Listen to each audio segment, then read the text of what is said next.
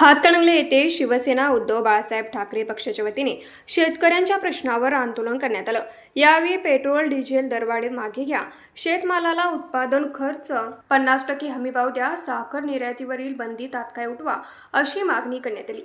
यावेळी पक्ष निरीक्षक उदय दळवी, जिल्हाप्रमुख नामदेव गिरी, उपजिल्हाप्रमुख सत्ताप्पा भवान, वाहतूक सेना जिल्हाप्रमुख हर्षल पाटील, तालुका प्रमुख बाजीराव पाटील, बाबा पाटील, रवी निंबाळकर, योगेश कुलकर्णी यांच्या प्रमुख उपस्थितीत हातकणंगले तहसीलदार सुशील बेलेकर यांना निवेदन देण्यात आलं।